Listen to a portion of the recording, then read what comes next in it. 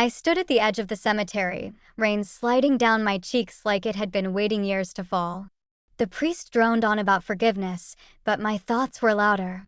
They were filled with every lie, every manipulation, every wasted hour I had poured into a man who, for a decade, faked his own suffering. Everyone around me wore solemn faces. They whispered about how devoted I had been, how brave Harold was in the face of his illness. But I knew the truth. I had discovered it beneath the floorboards of our basement, in the shoebox he never meant for me to find. 10 years of playing nurse. 10 years of lifting him from bed, spoon-feeding him soup, and giving up vacations, retirement, and a life of my own, all because he claimed he was too weak to stand. And while I worked night shifts at the diner and cleaned offices in the mornings, Harold collected sympathy like trophies. But when I opened that box and read what he'd hidden from me, when I saw the truth written in his own hand, I knew his funeral wouldn't be symbolic anymore. He had faked being sick for 10 years to keep me in his control. So I gave him what he had been rehearsing for all along, a real funeral. A permanent one. And no one, not even his family, knew what was coming next. My name is Margaret Holloway. I'm 60 years old, and for 10 long years, I was the devoted wife of a man who fooled everyone, including me, into believing he was gravely ill. Harold Holloway claimed he had a degenerative condition that left him bedridden most days, weak and helpless. I sacrificed everything to care for him, my career, my independence, my joy.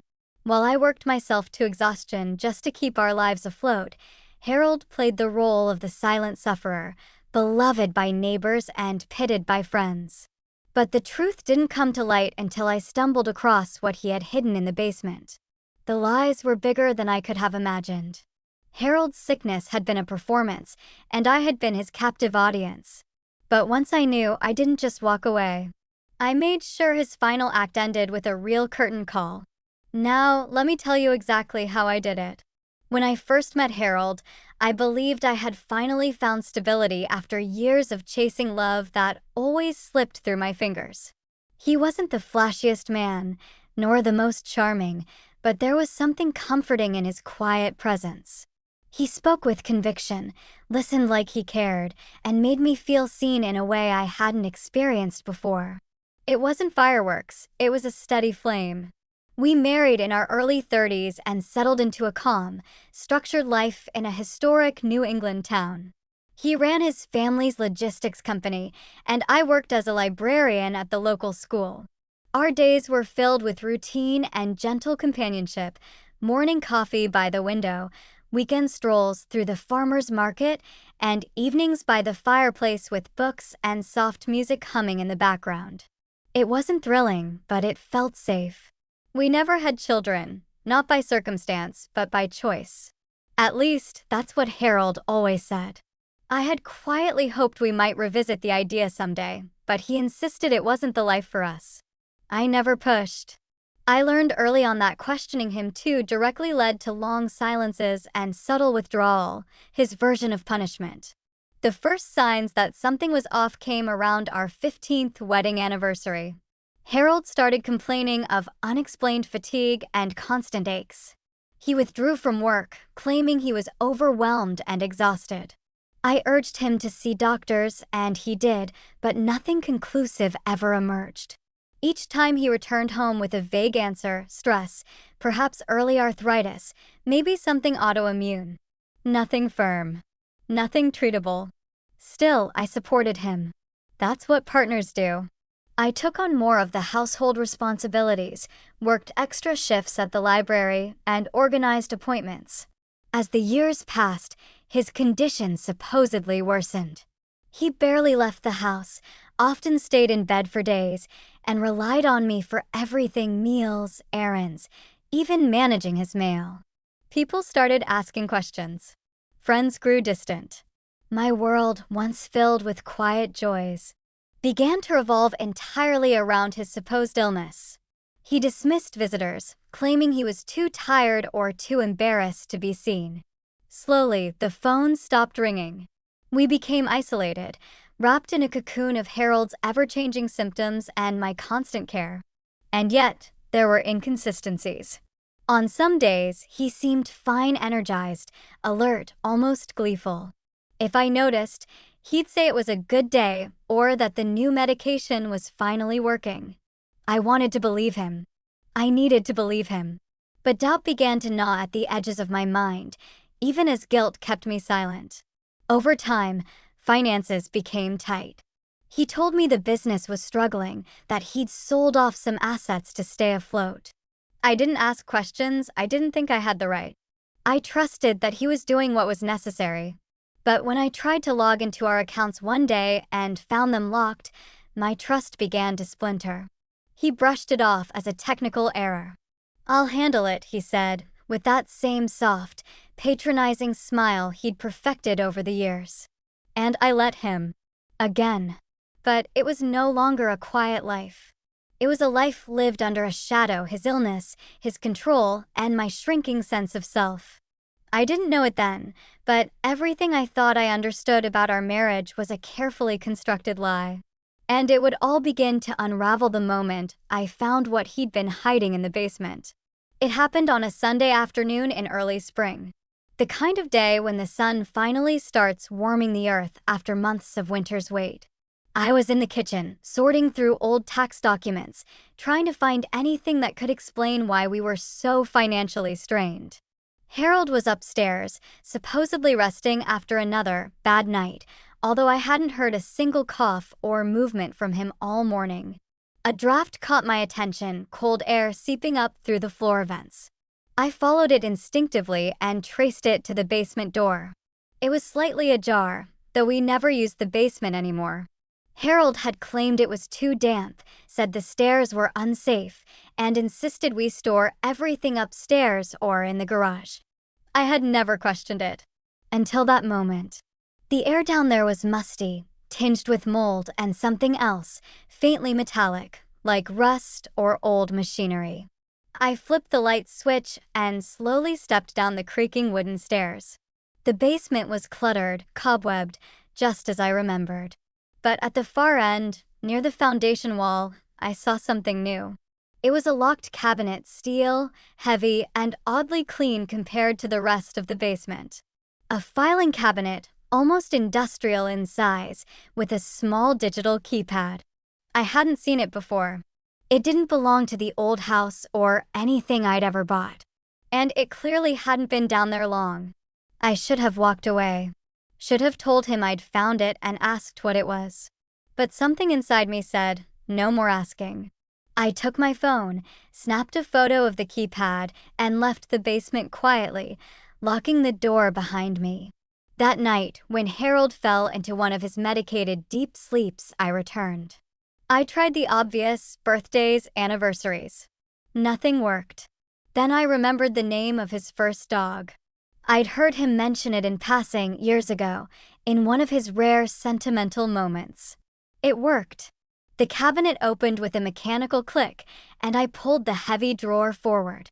Inside were folders, neatly labeled, meticulously ordered. Bank statements, real estate documents, offshore accounts I'd never heard of. But what made my hands tremble wasn't the money, it was the truth I found in the medical records tucked into the back of the drawer. They weren't his. They belonged to someone named Harold Mitchell, a completely different man, born in the same year, but not my husband. The reports detailed a real diagnosis, a legitimate illness. But all the documents had been tampered with. My Harold had forged them. My Harold had built a 10-year lie using someone else's suffering as a cover. And there were emails, printed and highlighted, correspondence with lawyers, investors, even a mistress I didn't know existed. My husband hadn't been sick. He'd been orchestrating an escape, draining everything we had into private accounts and planning to leave me once the final asset was sold, the house I'd grown to love and maintain alone. He was planning to disappear. I stood there in that basement, surrounded by the cold stench of deception, and something broke inside me. Not just sadness or betrayal, but rage. I wasn't going to confront him with tears. I wasn't going to ask why or how he could do this to me. No, this time I was going to be the one with the plan. And when I was done, His fake illness would become very, very real, in the only way that mattered. I didn't sleep that night. While Harold snored peacefully, unaware of what I had discovered, I lay in bed staring at the ceiling. For the first time in years, I felt sharp awake. I wasn't the tired wife of a sick man anymore. I was the woman he'd underestimated. And that gave me strength. The first step was documentation. I returned to the basement over the next week whenever Harold left for his doctor's appointments I now knew were just trips to meet his mistress or attend secret financial meetings. I scanned every document in that cabinet, cataloged them on an encrypted drive, and backed it all up twice, one copy hidden at my sister's, another in a safety deposit box under my maiden name. I didn't tell anyone what I had discovered. Not yet.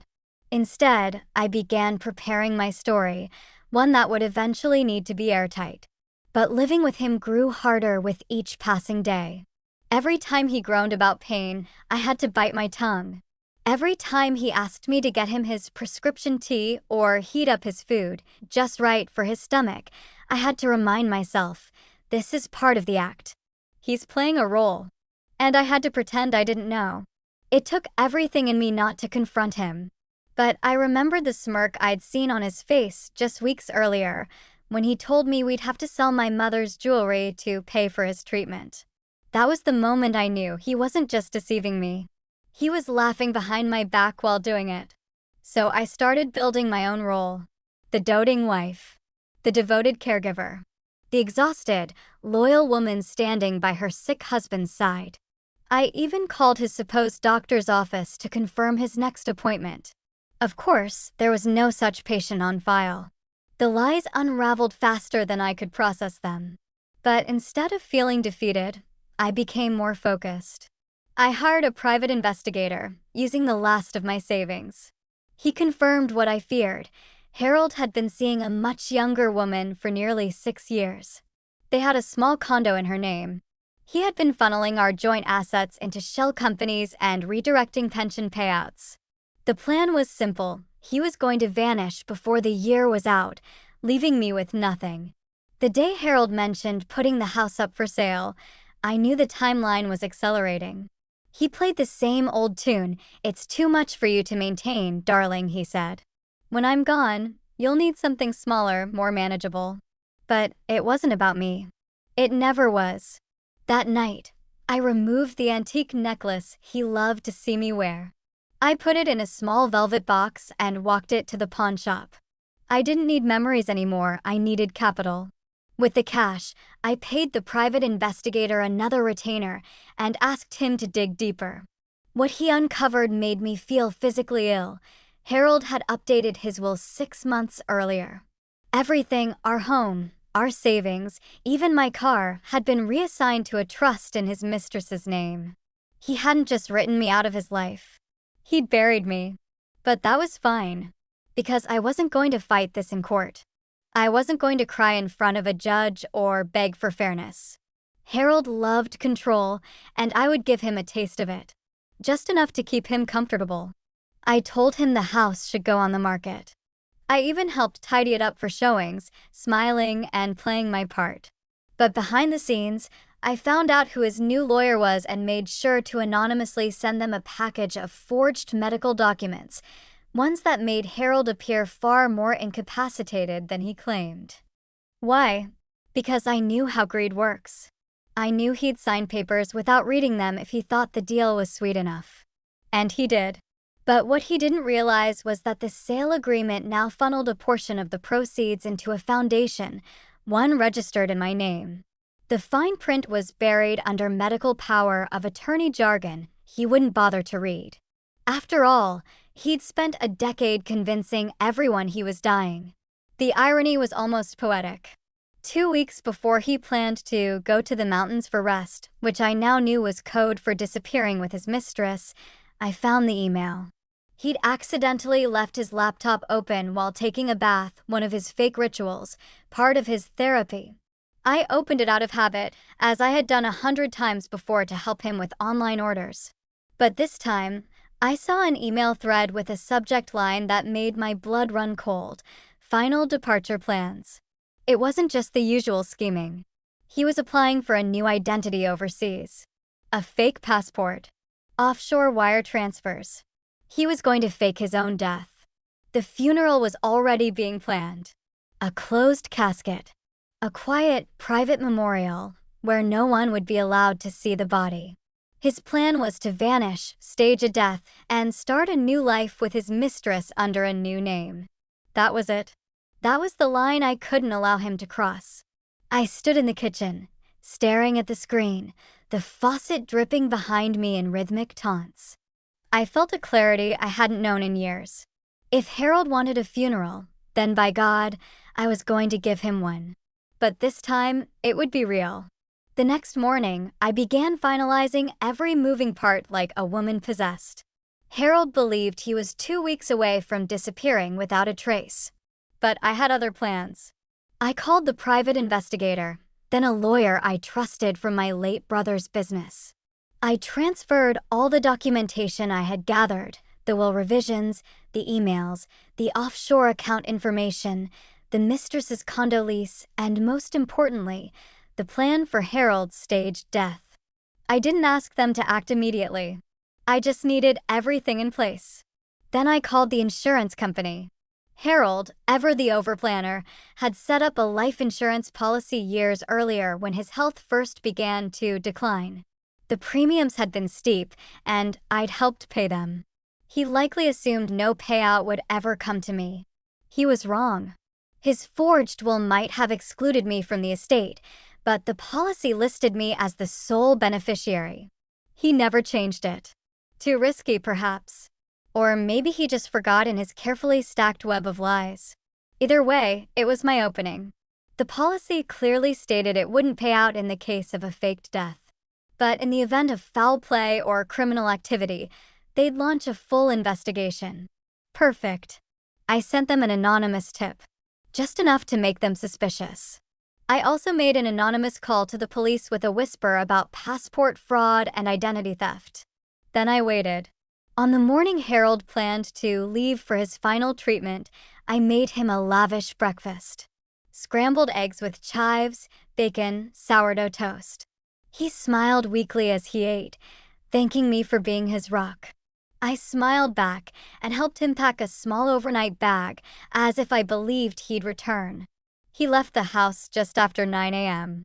By noon, police were raiding the condo where his mistress waited, stunned and in silk pajamas. By 2, Harold had been intercepted at the private airstrip, ready to board a chartered plane with falsified medical records, 2 fake passports, and a duffel bag full of cash he had drained from our retirement fund. He was arrested on charges of fraud, identity theft, insurance fraud, and attempted faked death. But that wasn't the end. You see, the documents I'd submitted to the insurance company, they triggered a full review of his policy, which then triggered a secondary investigation into how the funds had been paid for and by whom. They discovered my financial contributions. They reviewed our communications. They saw the paper trail from joint assets. And then, one by one, the dominoes fell. The foundation I'd created in my name, funded in part through the proceeds of our home sale, was now legally recognized as a charitable trust. I used it to redirect funds into community health clinics, a move that won me a surprising wave of goodwill. The lawyer helped me freeze the shell company accounts before they could be drained. As Harold sat behind bars, I quietly reclaimed what I had lost. But there was one final act of poetry. The funeral. You see, everyone in town had heard Harold was sick. I made sure to keep the lie alive just a little longer. When I announced he had died suddenly during a medical procedure, no one was surprised. The memorial was held in the same chapel where we had been married nearly 40 years earlier. I wore black. I cried real tears not for him, but for the version of myself that had been buried under his lies for a decade. And the casket? It was real, too. I paid for it with the insurance payout. It remained empty, of course, but it stood as a symbol. A coffin not for Harold, but for his deception. The congregation sat in respectful silence as I gave the eulogy. I spoke of a husband who suffered silently. A man who wanted to be remembered as brave. And then, with every eye on me, I finished with this. Harold always said he wanted to be remembered for his strength.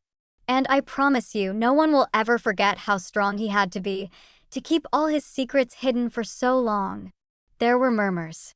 People shifted uncomfortably. But no one dared to ask what I meant. 3 days later, the story broke. The media picked it up. Local man fakes death in elaborate scam. My phone rang nonstop for days. I answered none of them. Instead, I walked into the garden I had once tended for Harold's comfort and started pruning it for myself. For the first time in a decade, my home belonged only to me. And Harold, well, Harold finally got the funeral he deserved. After the truth came out, I expected shame. Whispers in grocery aisles, awkward stares at church, maybe even judgment from neighbors who thought I'd gone too far. But what I received instead was something that startled me understanding. People didn't pity me. They didn't sneer. Instead, they thanked me. Quietly at first. Then more boldly. Turns out, Harold had borrowed money from more than a few local business owners. Promised investments that never panned out. Left debts disguised as generosity. I wasn't the only one he had conned. I was just the only one who brought it all into the light. I didn't revel in his ruin, but I didn't mourn him either. Harold's arrest, trial, and eventual sentence, 14 years without parole, were simply the final chapter in a life built on lies. His mistress vanished from the town, her name erased from polite conversation like an ink blot never meant to stain. And me? I was 60 years old, a widow without a husband, but also without a burden. With the frozen assets partially released, I restored the parts of my life that had been neglected. I took over the community garden project Harold had pretended to support but never funded. I reopened a health clinic in my mother's name.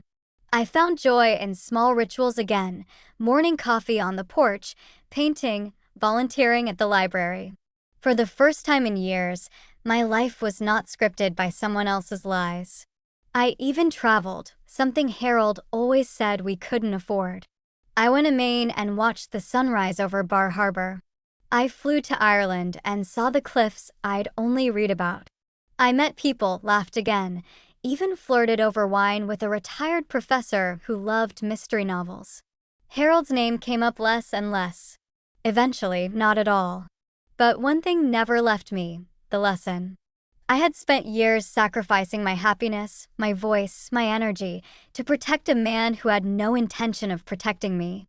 I was so busy playing the caregiver that I forgot I was also the keeper of truth. Now, I hold that truth close. So, to those watching, I ask, how many lies are you living with just to keep the peace? And what might happen if one day you stop pretending and start digging? Because sometimes, the only way to bury a lie is to hold a funeral for it. And sometimes that funeral is exactly what you need to be reborn.